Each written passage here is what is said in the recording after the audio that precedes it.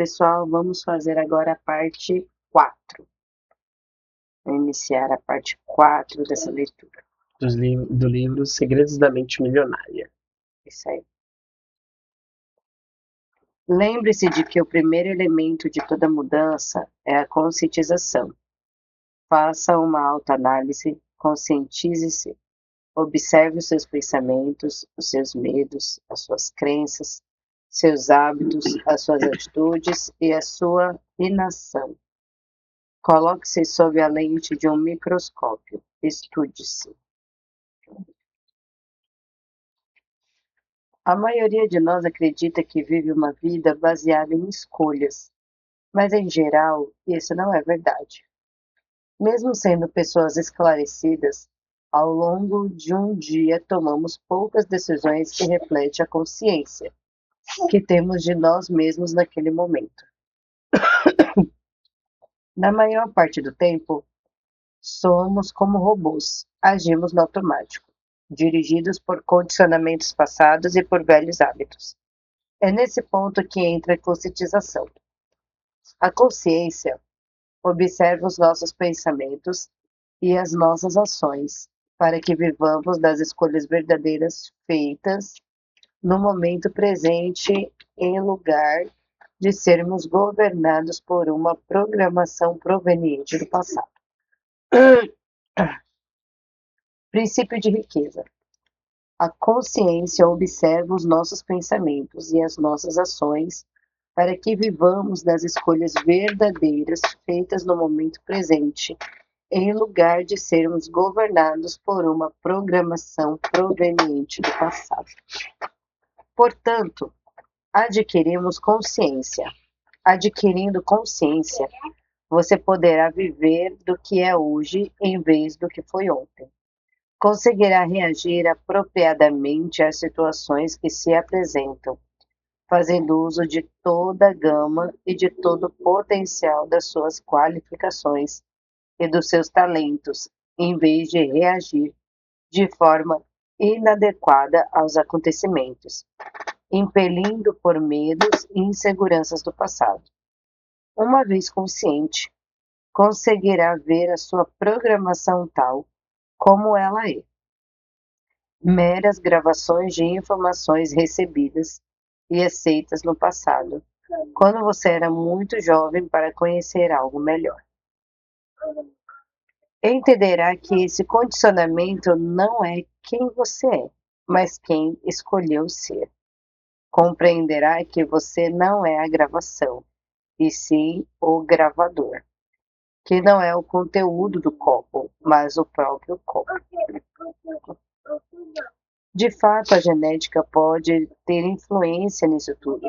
E, é claro, os aspectos espirituais também desempenham seu papel. Porém, boa parte do modelo de pessoa que você é provém das crenças e informações de outras pessoas. Como já disse, as crenças não são necessariamente verdadeiras nem falsas, nem certas nem erradas, mas, sejam ou não válidas, elas são opiniões que foram transmitidas repetidamente e depois passadas de geração em geração até chegarem a você. Sabendo disso, basta renunciar de forma consciente a qualquer conceito que não o ajude a conquistar a riqueza e substituí-lo por outros que façam isso. Como disse o meu amigo e escritor Robert de Allen, num dos meus seminários, nenhum pensamento mora de graça na cabeça de ninguém. Todos eles são investimentos ou custos, ou levam a pessoa na direção da felicidade e do sucesso, ou a afastam dessas duas coisas, ou a fortalece, ou a enfraquece. Por isso, é indispensável que você escolha sabiamente os seus pensamentos e as suas crenças. Conscientize-se de que eles não são quem você é, tampouco necessariamente ligados a você. por mais preciosos que pareçam, não têm mais importância e significado do que aqueles que vocês lhe conferem. Nada tem significado, exceto aquele que nós mesmos atribuímos às coisas. Se o seu verdadeiro objetivo na vida é decolar rumo ao sucesso, não acredite numa só palavra que você mesmo disser. E se deseja clareza instantânea, não creia num só pensamento seu.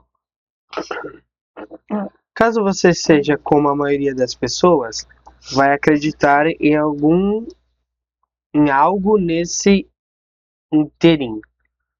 Portanto, pode perfeitamente adotar para si mesmo crenças positivas, enriquecedoras. Lembre-se, pensamentos conduzem a sentimentos, que conduzem a ações, que conduzem a resultados. Você pode optar por pensar e agir como as pessoas ricas, e desse modo conquistar resultados semelhantes aos que elas alcançam. A questão é: como pensar e agir como pessoas ricas? É exatamente isso que eu mostrarei na parte 2. Se você quer mudar para sempre a sua vida financeira, prossiga. Declaração: observo os meus pensamentos e só alimento aqueles que me fortalecem. Agora diga: eu tenho uma mente milionária. Parte 2. Os arquivos de riqueza. 17 modos de pensar e agir que distinguem os ricos das outras pessoas. Na parte 1, abordei o processo da manifestação.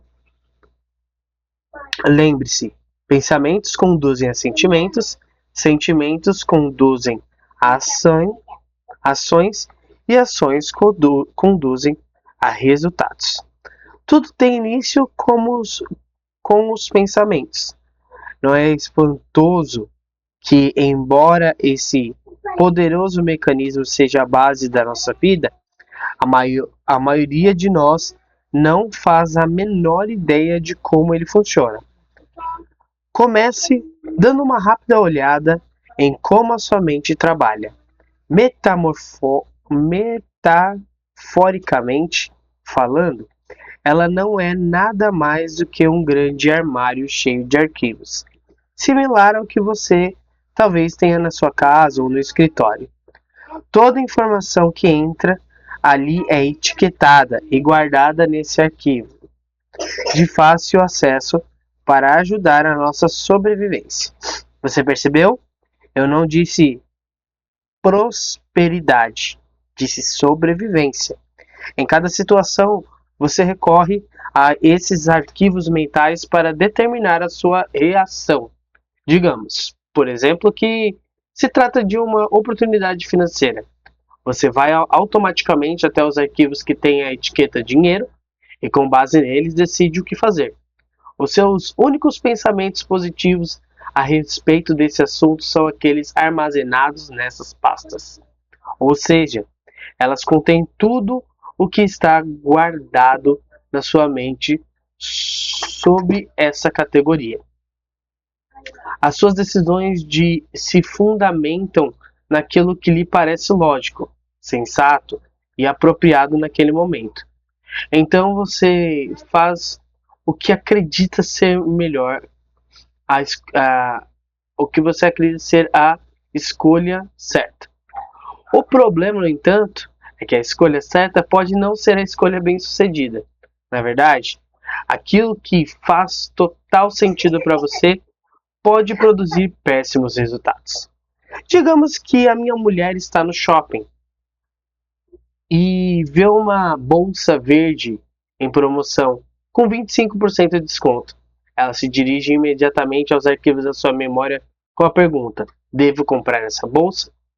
Numa fração de segundo, eles lhe dão a resposta: você anda procurando uma bolsa verde para combinar com o sapato que comprou na semana passada. Além disso, essa tem o tamanho ideal. Compre-a. Ela se encaminha para o balcão, sentindo-se emocionada. Afinal, vai comprar a linda bolsa e também orgulhosa pois a está adquirindo com 25% de desconto. Na mente da minha mulher, essa compra faz total sentido. Ela quer a bolsa, acredita que precisa dela e ainda por cima que aquele é um grande negócio. No entanto, em nenhum momento a sua mente encontrou o seguinte pensamento: é verdade, essa bolsa é muito linda e caramba, é uma verdadeira pechincha. Mas como neste momento estou com um débito imenso no cartão de crédito, é melhor que eu me segure.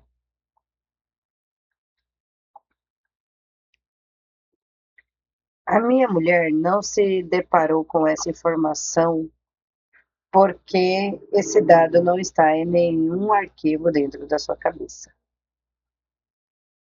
A pasta "Quando você estiver devendo, evite comprar" nunca foi armazenada na sua mente. Portanto, essa opção simplesmente não existe. Percebeu?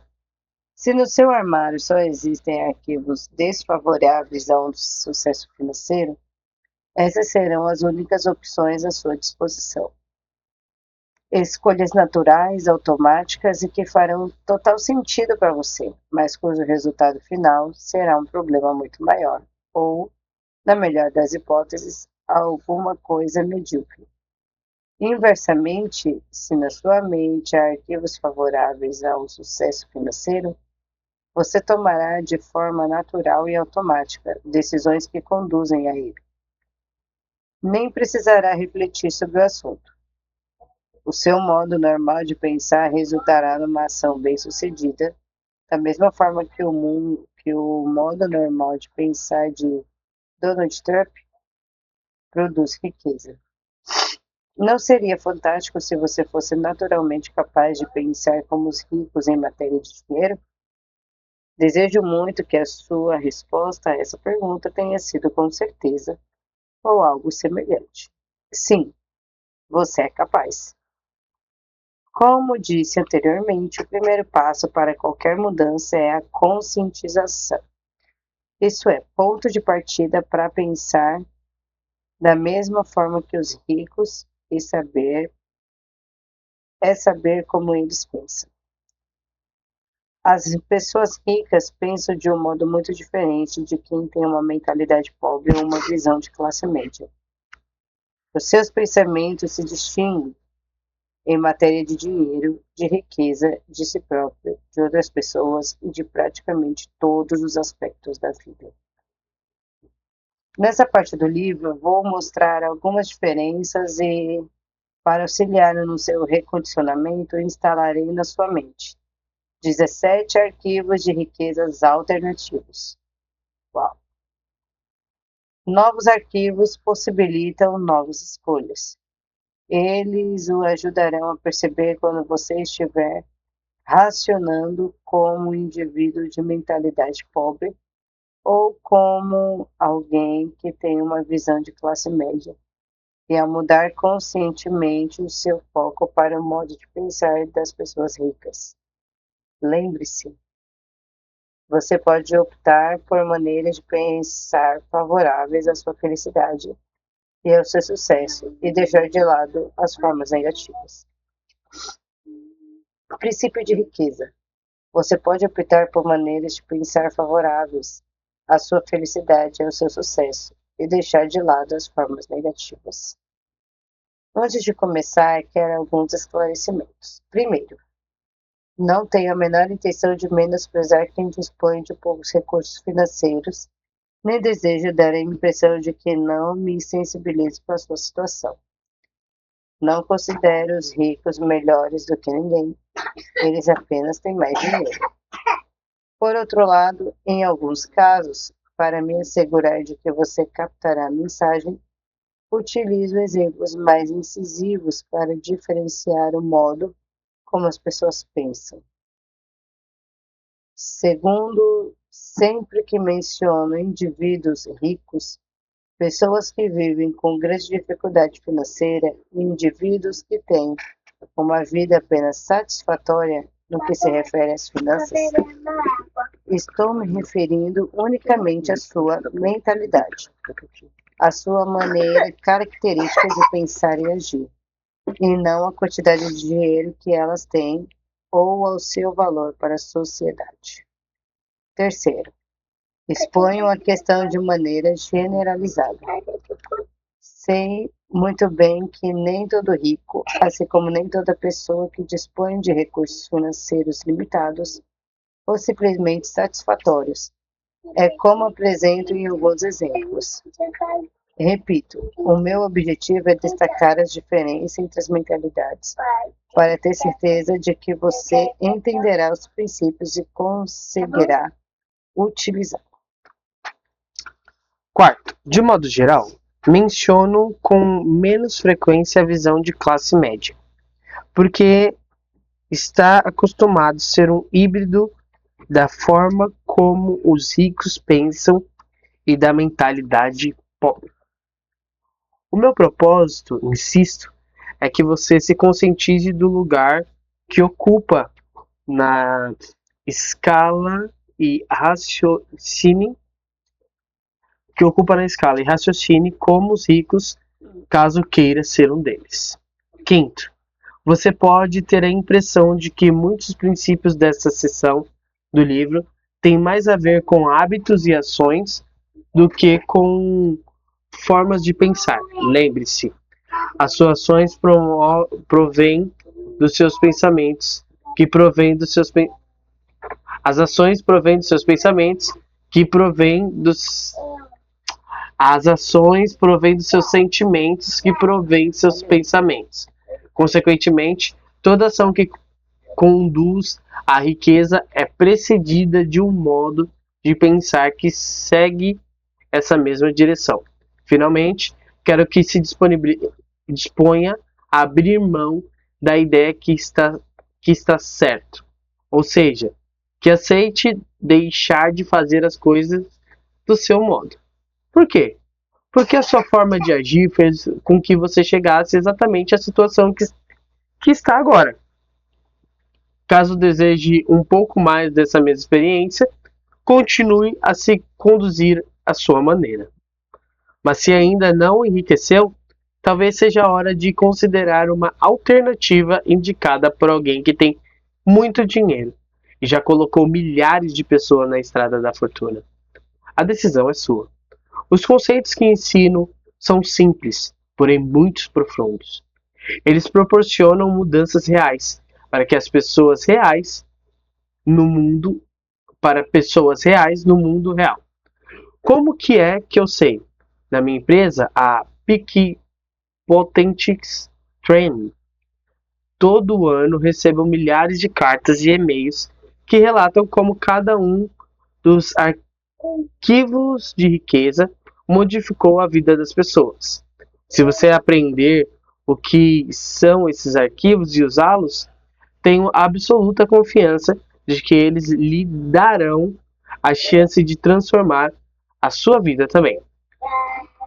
No fim de cada sessão, apresento uma declaração e descrevo as medidas que você deve tomar para gravar nesse arquivo específico de riqueza. É essencial que cada um dos arquivos seja colocado em prática o mais rápido possível na sua vida, para que o conhecimento passe a um nível físico, celular, criando uma mudança permanente e duradoura. Quase todas as pessoas entendem que somos criaturas de hábitos.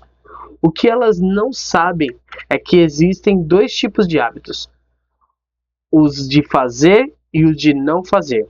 Tudo que você não está fazendo nesse momento, você tem o hábito de não fazer. A única maneira de mudar isso é fazer. A leitura o ajudará, mas a questão é completamente diferente quando se passa da teoria à prática. Caso esteja de fato comprometido com o sucesso, prove isso executando as ações sugeridas. Arquivo de riqueza número 1.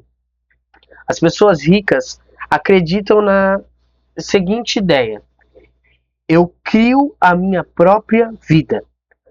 As pessoas de mentalidade pobre acreditam na seguinte ideia: na minha vida as coisas acontecem. Se você quer enriquecer, é imperativo acreditar que está no comando da sua vida, em especial na sua vida financeira. Caso contrário, você tem uma crença enraizada de que exerce pouco ou nenhum controle sobre a sua própria vida e, consequentemente, de que exerce pouco ou nenhum controle sobre o seu sucesso financeiro. Já reparou que, em geral, são as pessoas que têm uma situação financeira difícil as que gastam mais dinheiro com jogos de loteria?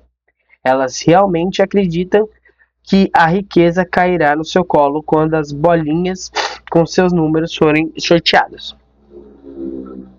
Às vezes, passam a noite coladas na tela de televisão esperando ansiosamente pelo sorteio para ver se desta vez a fortuna finalmente lhes sorrirá.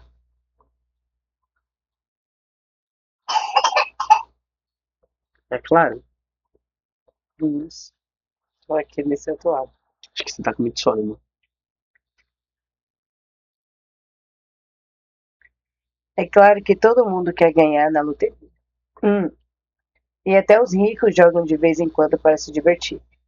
Porém, em primeiro lugar, eles não gastam uma parte substancial dos seus rendimentos com bilhetes. Em segundo lugar, essa não é a sua principal estratégia para fazer fortuna. Você precisa acreditar que é você mesmo quem conquista o seu próprio êxito, que é você mesmo quem promove a sua própria mediocridade e que é você mesmo quem estabelece a sua própria batalha pelo dinheiro e pelo sucesso. Consciente ou inconscientemente, sempre se trata de você. Em vez de assumirem a responsabilidade pelo que acontece na sua própria vida, as pessoas de mentalidade pobre preferem se colocar no papel de vítimas. Um pensamento típico de quem apresenta esse padrão é: pobre de mim. Assim, por força da lei da intenção, é literalmente isso que as vítimas conseguem ser: pobres. Repare que eu disse que elas se colocam no papel de vítimas. Não afirmei que são vítimas. Na minha opinião, ninguém é vítima. Creio que as pessoas adotam essa imagem por acreditarem que, desse modo, conseguem alguma coisa. Mas adiante examinarei essa questão com mais detalhes. Sendo assim, como é que você sabe quando alguém está se fazendo de vítima? A resposta é: uma vítima deixa 3 pistas óbvias.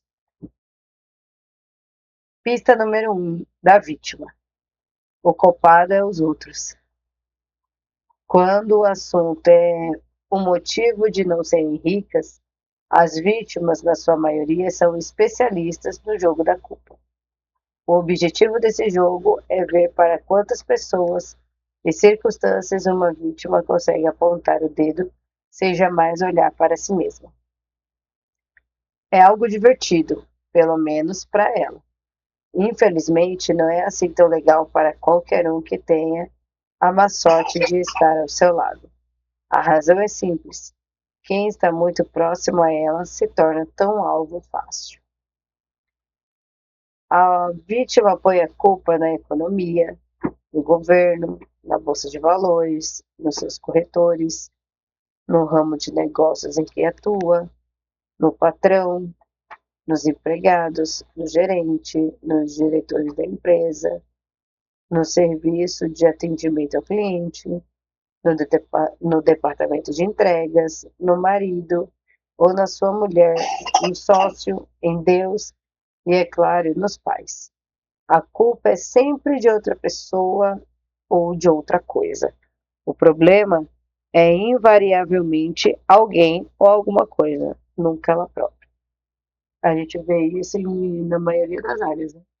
Não só financeira, mas em várias áreas em que as pessoas sempre arrumam um culpado. Pista número 2 da vítima: sempre há uma justificativa. Quando não está culpando alguém, a vítima trata de racionalizar ou justificar a sua situação dizendo algo do gênero: o dinheiro não é assim tão importante. Eu lhe pergunto: você acha que se disser ao seu marido ou à sua mulher, ao seu namorado ou à sua namorada, à sua sócia ou ao seu sócio que eles não são assim tão importantes, algum deles ficaria muito tempo com você? Acredito que não. Tampouco o dinheiro ficaria. Nós, nos meus seminários, sempre há participantes que vêm me dizer: sabe, Harvey, dinheiro não é tão importante assim. Eu os olho diretamente nos olhos e respondo: você está sem dinheiro? Em geral, eles desviam o olhar para os próprios pés e respondem cabisbaixos qualquer coisa como: bem, neste momento estou com alguns problemas financeiros, mas. Eu digo então: o problema não é neste momento. Você sempre esteve na pindaíba, ou muito perto disso, não é mesmo? A essa altura, eles geralmente balançam a cabeça, concordando, e retornam pesarosamente aos seus lugares, dispostos a escutar e aprender, percebendo, por fim, o resultado desastroso que esse pensamento tem ou teve sobre a sua vida. É evidente que essas pessoas estão enfrentando grandes dificuldades financeiras. Você possuiria uma motocicleta se ela não fosse importante para você? É claro que não. Teria um papagaio de estimação se ele não fosse importante para você? Obviamente não. Da mesma forma, se na sua opinião o dinheiro não é tão importante assim, você simplesmente não terá nenhum. Vou explicar algo sem meias palavras. Toda pessoa que diz que dinheiro não é importante não tem dinheiro algum. Os ricos entendem a importância do dinheiro e o lugar que ele ocupa na sociedade. Quem tem a mentalidade pobre, por sua vez, valida a sua própria inépcia financeira com comparações irrelevantes. Afirma: o dinheiro não é importante, não é mais importante do que o amor. Ora, essa é uma comparação equivocada. O que é mais importante? O seu abraço ou a sua perna? É óbvio que ambos têm o seu braço ou sua perna. É óbvio que ambos têm importância. O dinheiro é essencial nas áreas em que produz resultados e insignificante nos campos que não têm utilidade. E embora o amor possa fazer o mundo girar, ele não enche a barriga de ninguém. Princípio de riqueza. O dinheiro é extremamente importante nas áreas em que produz resultado e insignificante nos campos em que não tem utilidade. Nenhum rico acredita que o dinheiro não é importante. E caso eu não tenha sido convincente o bastante e você ainda pense que de alguma forma o dinheiro é insignificante, você não deve ir bem financeiramente e continuará assim enquanto não erradicar esse arquivo negativo do seu modelo de dinheiro. Pista número 3 da vítima: viver se queixando. Queixar-se é a pior coisa que alguém pode fazer por sua saúde e riqueza. A pior mesmo. Por quê? Acredito piamente na lei universal que diz: aquilo que focalizamos se expande. Quando você se queixa no que está se, no que está se concentrando, naquilo que está certo ou naquilo que está errado na sua vida? Obviamente, está dando destaque ao que está errado. E uma vez que aquilo que é focalizado se expande, você só receberá mais do que está indo mal. Muitos professores da área do desenvolvimento pessoal falam sobre a lei da atração. Ela diz: os iguais se atraem. Isso quer dizer que quando alguém reclama, está atraindo coisas ruins para a sua vida. Princípio de riqueza. A pessoa que se queixa torna-se um imã de coisas ruins, vivo e pulsante. Você já reparou como costuma ser difícil a vida das pessoas que vivem se lamentando? Parece que tudo que podem, parece que tudo que pode dar errado lhes acontece. Elas dizem: "É claro que eu reclamo. Olha só como minha vida é uma droga." Agora que você já sabe mais sobre esse assunto, poderá explicar. Não, é exatamente porque você se queixa que sua vida é uma droga. Isso realmente remete ao outro ponto. Você tem que fazer a questão absoluta de não ficar na companhia de pessoas que vivem reclamando. Se tiver uma grande necessidade de estar perto de uma delas, não se esqueça de se proteger com um guarda-chuva de aço. Do contrário, as coisas ruins que era destinada a ela vai cair em cima de você também. Eu procuro ficar tão distante quanto possível de quem reclama, porque a energia negativa é contagiosa. Muitas pessoas, porém, adoram se aproximar dos resmungões e ouvi-los. Por quê? Por um motivo simples. Elas estão esperando a sua vez de se queixar. E você acha que isso é horrível? Espere só até ouvir o que aconteceu comigo. Vou lhe passar um dever de casa e prometo que ele lhe dará uma grande oportunidade de mudar a sua vida. Eu o desafio a não reclamar de nada durante aproximadamente 7 dias. E não apenas em voz alta. Na sua cabeça também. Porém, você terá que fazer isso nos próximos 7 dias inteirinhos. Por quê? Porque durante os primeiros dias talvez você ainda receba algumas coisas ruins, residual do passado. Por isso, pode demorar um pouco para que ela se para, para ela se dissipar. É isso aí, a gente vai ficar por aqui hoje, né? Acabou o nosso tempo já de leitura, mas cara, muito interessante, né? Muito. Uma coisa que eu tava pensando aqui, tipo, como nós somos cristãos e eu sempre escutei quando era criança, tipo, os pastores falando, não, não ame dinheiro, né? O dinheiro é a raiz de todos os males e várias coisas assim. E, e é engraçado pensar nisso, porque, tipo, na verdade eu acho que, tipo, não é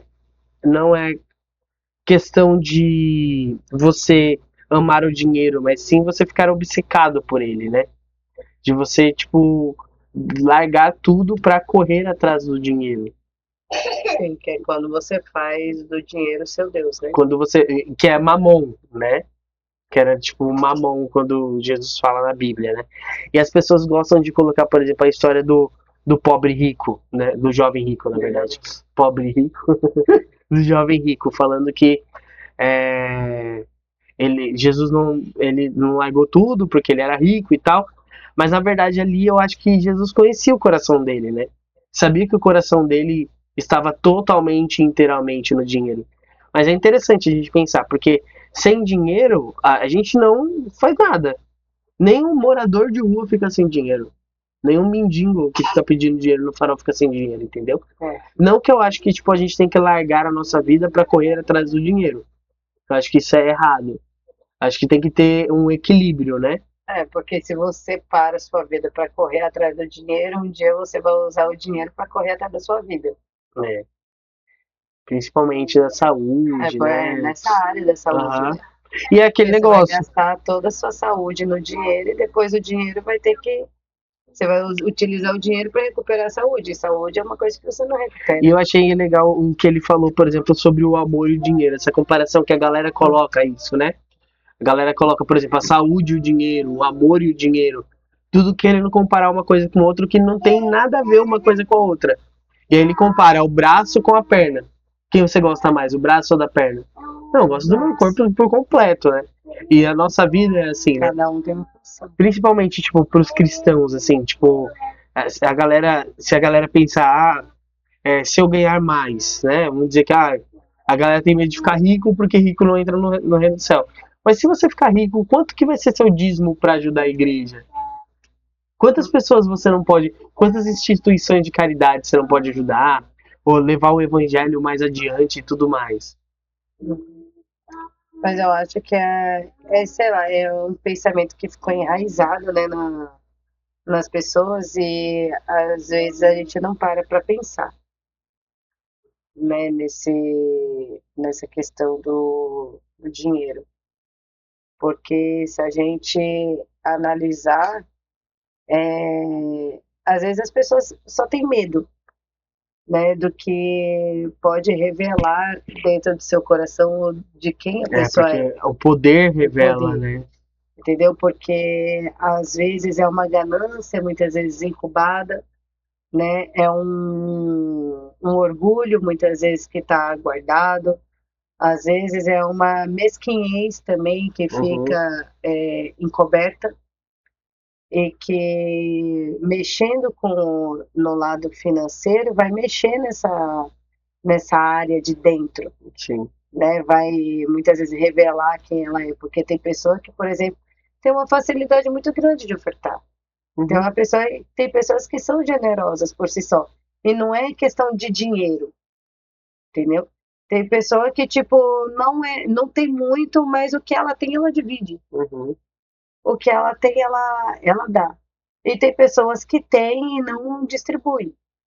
Como também tem pessoas que não têm muito Sim. e também não dá e não faz Uhum. questão. É questão de coração, né? Entendeu? O coração não está naquilo. Muitas vezes a gente vê isso, né, na igreja. Tem pessoas que têm o coração voltado para ofertar, para dizimar. Agora tem pessoa que já se trinca inteiro quando vai falar de dinheiro, Sim. quando vai falar de oferta, quando vai falar de abençoar alguém, né? Que às vezes a pessoa fica preso no dinheiro, Uhum. fica preso ali no medo, às vezes no medo de faltar. Sim. Às Não, e vezes esse é o aquilo. pior amor ao dinheiro, né? Acho que esse é a pior luxúria, né? Beleza, gente. Por hoje é só. Amanhã a gente tem mais, tá bom? Espero que vocês tenham gostado. Se vocês gostaram, deixa aí o que vocês acham sobre, referente ao dinheiro, referente ao que o Harvey está falando nesse livro. Eu, particularmente, acho muito interessante, acho muito legal ter essa ideia diferente do que a gente sempre escutou na igreja, ou pelo menos na época dos 2000 aí, essa transição do século 20 para o 21 foi algo que pegou a igreja cristã muito forte, né? E a galera falava muito mal sobre dinheiro, sobre os ricos e sobre ter Acho que dinheiro. daí que começou também, eu sei que veio um pouquinho antes, mas começou a ficar mais forte essa teologia da prosperidade, falando Sim, mais sobre dinheiro. Então aí foi que criou um pouquinho mais de resistência também. sim. Ó, Mamãe, e eu tava vendo, pesquisando aqui, mamãe, 1 Timóteo 6:10 diz assim: pois o amor ao dinheiro é a raiz de todos os males. Algumas pessoas, por cobiçarem o dinheiro, desviaram-se da fé e se atormentaram com muitos sofrimentos. Olha que interessante, tipo, ele tá unindo uma coisa com a outra. Por pessoas cobiçarem o dinheiro, né? Elas se desviaram da fé. Então tem um propósito do porquê Paulo escreveu isso para Timóteo. É exatamente, as pessoas não conseguiram separar uma coisa da outra. Elas, tipo, estavam e ainda precisa procurar, por exemplo, no original o que é esse o amor ao dinheiro, né? e ver também o texto inteiro, né? Sim. Não, mas é interessante isso, Uhum. pensar. E, tipo, é mesmo, por exemplo, quando a pessoa tá só apegada ao dinheiro e se esquece das outras coisas que são essenciais, acho que tudo é um equilíbrio, né? É, Quando a pessoa ama muito dinheiro, ela vai trabalhar, correr atrás do dinheiro, que já tá errado, né? Não é o que o Harvey tá falando aqui, tipo, os ricos, eles acreditam que eles fazem a sua vida acontecer, né? E aí as pessoas que correm atrás do dinheiro, ela fica esperando um dia o dinheiro voltar para ela, né? E se esquece exatamente de, tipo, deixar o dinheiro vir até ela, as bênçãos vir até ela, né? E é isso. Ah, enfim, depois a gente conversa vai ter sobre isso. muita coisa para falar. Tchau, gente. Deus abençoe. Até o próximo vídeo. Manda tchau, Kaká. Tá, tchau. Fala tchau, pessoal. Tchau, pessoal.